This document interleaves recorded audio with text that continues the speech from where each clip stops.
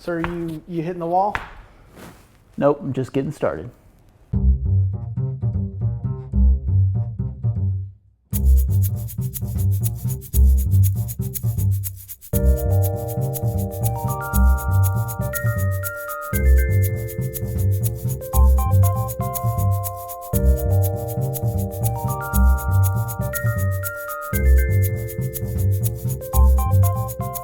Welcome to Questions Over Coffee. Today we are going to start out with a real zinger of a question.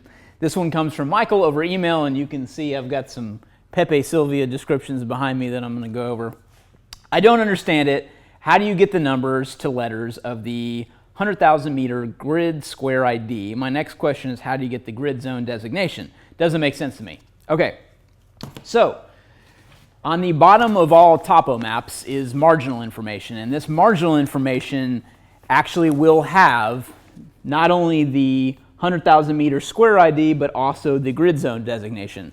And being the overachievers we are, I'm not just going to stop with that explanation. I really kind of want to explain what Michael's question is particularly pertaining to when he asks about the 100,000 meter square ID and the zone designation. So everything on a map is a representation of the Earth. It's a 2D depiction of what's going on where you are, right?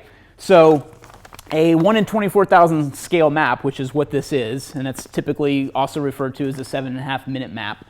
This is a particular section. This is actually a custom-made map that I'm holding, so it actually ties in 4 different quadrangles, and a quadrangle is kind of what the map is, and that's kind of a 10,000 meter projection, and we'll get there in a second. So as you drill down, what you've got to start off with is a longitudinal zone and you've got a latitude zone. So where those intersect is what your map is. So if I'm looking at the grid zone designation, this is how, so remember what I just said on the map. I want to find out where this grid zone designation of 14S comes from. That's kind of my general location in the world first, and I would get that by the intersection of the longitude and latitude zones. So there are 60 longitudinal zones, and those run basically from west to east or east to west, and those directly relate to lines of longitude. So the way lines of longitude work is they are north to south running lines, but the measurement is east to west, east or west of the prime meridian. So the prime meridian is that single line that runs north to south on the globe if you're looking at it, and the measurements of longitude on grid zone designations are measured from that distance. So the longitude that we're looking at here is a distance from a particular point, and that particular point in the case of longitude happens to be the prime meridian. It's the opposite for the latitude zones. So the latitude zones, there's only 20 of them. However, there's no O or I because they get confusing with 0 and 1, so they eliminated those because this is an alphabetical index. So again, longitude 1 through 60, latitude C through X. Those are the letters, but it excludes O and I. So where those intersect, the longitude and latitude, that's where you come up with your 14S.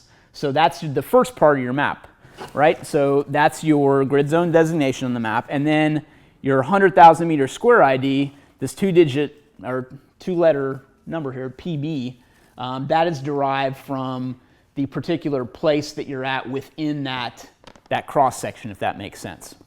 So that's your 100,000 meter, and then when you get to the map itself, that's your 10,000 meters. So I use this practice point here that we had plotted a while back on this map, just as a reference to explain the further steps of how this works. So the reason I like MGRS and the reason we carry the Land Navigation Starter Pack to help you learn MGRS is it's a very simple method to drill down all the way to a 10 meter square to locate where you are, and as well as marking points and stuff like that. It's super simple to use. Once you learn it, it's very simple to use. Let me preface it with that. But all you need is a protractor like this, and you'll be able to figure out your zone your points on a map once you're out in the field. So it makes it very simple. That's why we created the starter pack to kind of help you with that. It even includes a DIY pace count beads, because you're also going to need to know your pace, which ties into where you are and where you're going. But as you drill down in this grid, so this is our 8-digit grid, 0557, 7904. That's 8-digit grid. So when you start drilling down into this, the 1,000 meters, which if you look at this map here, so the 1,000 meters are, if you can, it might be really tough to see, so I apologize. 1,000 meters is this yellow grid square within here. So that's your 1,000 meter designation. So once you've got down that 1,000 meters, that's your first two numbers in this 8-digit grid. The first number in the grid, so if I was going to look at this and say, or to say what's the 10,000 designation, that's actually the 0 and the 7. It's the first number in each of those, the longitude and latitude part of this. So 0 and 7 would be your 10,000 meter. And then as you drill down, 05 and 79 would be your 1,000, and then you keep drilling down even more. 055, 790 would be your 100 meter, and then the full 8-digit grid, 0557, 7904, is your 10 meter projection of that. And the 10 meter is a 32.8 foot by 32.8 foot area, which sounds like a lot, but it's probably pretty easy to see what you're looking for within the span of that. If you don't, you can probably quickly do a circle search, and that can be marking a point and just circling around it in concentric loops until you broaden your, out to 30 feet or so. You can also put something down like a backpack and then circle around that for your search too. But if you drill down into a 1 meter square, now you've got a 10-digit grid. And most GPSs, to get a 10-digit grid, you have to go ahead and plug in that last 0 in there, and that gets you to the top of that grid when you're putting it into a GPS. But hopefully that gives you a little, just a kind of a basic understanding of how grid and MGRS works and as it relates to the projection of the Earth and the two-dimensional view that you're seeing on a map. Okay, next question comes from Morgan over email. Do you have any recommendations for something I can carry Pics and other tools on my person? I know you advocate storing things in different locations on body, but didn't know if you had a suggestion for a more all-in-one solution. As a matter of fact, we do. I've been saving this question for the release of our new SPIE Pouch. This SPIE, in this case, stands for Special Purpose Insertion Extraction, so SPIE, and it was designed to hold the contents of our Urban Kit. So our Urban Kit is kind of the same thing. It's kind of a special purpose insertion extraction kit, which you may see a new name on that. But the goal is to get the components within a small pouch that can easily be concealed on the body. So as you can see, folded up with all the contents in it, it takes up, roughly the size of a palm. It's not very big at all. This is the footprint of it, when it's complete and closed. So the goal was to not only have a pouch for that, but when it's in its closed configuration, these two elastic loops that are on the outside of the pouch act as a way to retain it on a belt and on the small of your back or wherever. So if you were to loop your belt within those, you could actually put that on the small of your back, if that makes sense. So it's kind of an easy way to carry everything. You could also just slip this into a pocket pretty easily. Won't take up too much room. I guess width-wise or height-wise, it's really not that bad at all. But yes, the typical way that you would configure these and store these items would be in discrete locations around your body.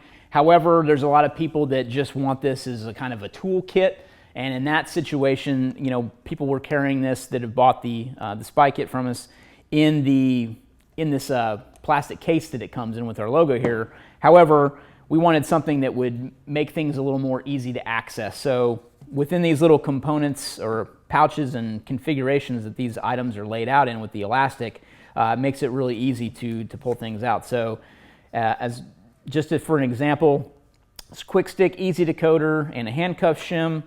Then you've got your two-piece set of Pics that stores back here. These are the ITS handcuff keys that we have that are in this little section here. Then there's a compass in that little section there. This is the razor saw that we have. It's in that. And then back here is both the Kevlar cordage and the wire that we include, as well as the diamond wire for cutting. So those are the components of the SPIE kit in the SPIE pouch, and that's brand new, and that's what we're advocating to carry everything together. All right, the next question comes from Anonymous over email. And the question was literally, maybe gang stalking, maybe not. What do I do? Not really sure how to field that one, other than to say, I'm not sure whether you're asking about tips for starting your own gang that stalks people, or whether you're wanting to get into a gang that stalks people. Either way, probably just pass right over that question.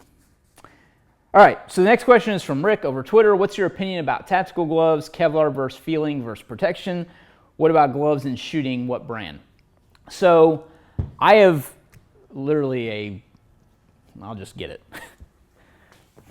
I literally have quite the box of gloves that I've accumulated over the years, and I think I've tried almost everything on the market. I know there's probably a lot that are out there that I haven't tried. However, asking about reinforcement or protection on gloves is something that I've really never liked. I am always screwing up my hands, so there's that, but I feel like just generally a lightweight glove protects my hands from the things that they normally get chewed up on. I've never found myself really wanting to wear the bulk of a protective glove. So these are I guess the first protective gloves that were really on the market that had a hard knuckle. This is the Oakley glove, and these had a carbon fiber knuckle on them, and I just found them to be bulky. I never really cared for them. I know there's a lot of people that love these gloves, but they just never fit me right. I never really liked the hard knuckle. 215 Gear came out with something very similar, and this was a Kevlar glove, so it's kind of, I don't know if it was Nomex or Kevlar, forgive me if I can't remember, but I know it was some type of flame resistance or heat resistance like that. And then something else that I found in my bin was kind of these OR gloves that had some protection still across the knuckle, but it wasn't a hard, rigid carbon fiber piece like that. And even these I find bulky, and I always keep coming back to the SKD pig gloves. So that's my glove of choice. I don't typically wear gloves when I shoot unless it's cold outside, and I don't like the dexterity loss on my hands when I'm shooting. I just never have. Lots of people swear by gloves. They wear them all the time when they shoot, and they only wear gloves when they shoot. However, I just have never really been a fan of shooting with gloves on.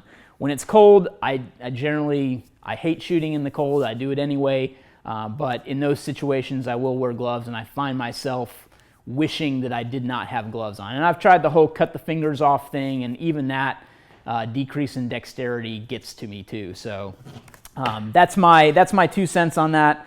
I keep coming back to the pig gloves from SKD. And also, I will mention the new ones I really like too, because they have the thread in here that's like a conductive thread that works with iPhone and stuff like that too. And I do always find myself messing with phones sometimes when I'm either doing drills or on the range taking photos and stuff, because I typically do that a lot. So I keep coming back to these for that reason too. Thanks for watching Questions Over Coffee. Remember, use the pound tag Gear Tasting on your social media network. If you have questions, we will get them answered here on our Questions Over Coffee segment. And it wouldn't be Questions Over Coffee if we weren't drinking coffee. And today we're drinking Misty Valley from our friends at Avoca. They're out of Fort Worth, Texas. They have a bunch of mail order stuff, and they can deliver it, I think, US-wide, whatever.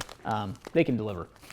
This is one of their single origin blends. We like Avoca coffee a lot. It keeps us going. And this is what we choose to buy. So, Avoca coffee, Questions Over Coffee, and this is something that I wanted to kind of talk about at the closing of Questions Over Coffee today. We've been starting to put a lot more of our stuff on Amazon. So if you guys are interested in picking up some of our gear at ITS, check out Amazon. Just search ITS Tactical on Amazon. You'll see a bunch of our products there now. And if you guys own any of those products, we'd love it if you could take a second and just leave a review on anything. We need to kind of get those reviews up now that we've kind of transitioned. We haven't transitioned. We've also got stuff on Amazon. We still have store.itstactical.com. It's not going anywhere. It's still the place to find everything that we have. However, a select number of products are now on Amazon, and they're Prime. So check them out.